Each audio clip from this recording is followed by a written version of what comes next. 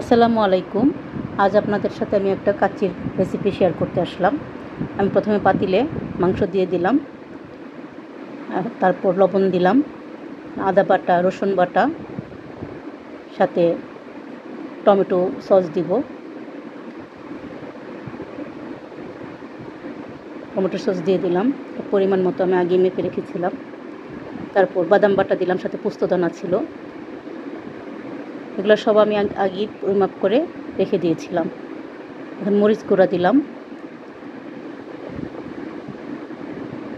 তারপর কয়েকটা তেজপাতা, স্টার এনিস, বড় এলাচ, তারপর ছোটো এলাচ, দারচিনি, লবঙ্গ, সাথে একটা গরম মশলা পাউডার আমি করেছিলাম সেটা দিলাম।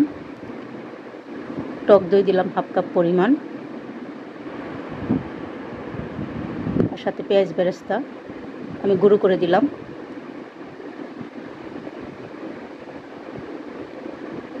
ধনিয়া গুঁড়া দিলাম।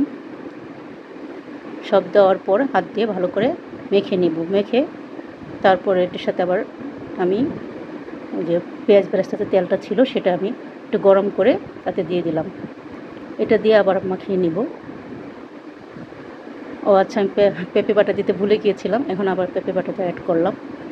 আলুগুলো যে ভেজে রেখেছিলাম সেই আলুগুলো ভালো করে সুন্দর করে সাজিয়ে দিলাম, সাথে কাঁচামরিচ, বেরেস্তা, তারপর আলু বোখারা এবং অন্যান্য ইনগ্রিডিয়েন্টস গুঁড়া দুধের সাথে মিশিয়ে রেখেছিলাম সেগুলো দিলাম, সাথে গুঁড়া দুধ দিলাম। এইভাবে দিয়ে আমি কিছুক্ষণ ম্যারিনেট করে রাখবো। ম্যারিনেট করার পর চাল সিদ্ধ, হাফ সিদ্ধ করে রেখেছিলাম চালটা, বাসমতি চাল এটা, সেই চালটা আমি মাংসের উপরে দিয়ে দিলাম। এবং আগে আমি দুধ আর ঘি রেডি করে রেখেছিলাম সেটাও দিলাম। এখন ঘি দিব আবার, এবং উপরে একটু রং দিলাম, ফুড কালার, এবং পেঁয়াজ বেরেস্তা দিয়ে আমি এটা সিল করে দিব। তারপর চুলায় আমি 1 ঘন্টা 10 মিনিট একদম লো হিটে রাখি। 1 ঘন্টা 10 মিনিট পর আমার কাচ্চিটা রেডি হয়ে যায়। এই যে দেখতেই পাচ্ছেন কাচ্চি রেডি, ধোয়া উঠতেছে।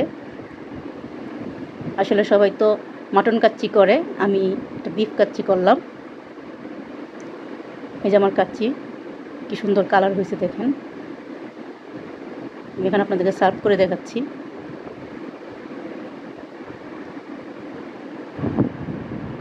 এই যে কাচ্চি রেডি।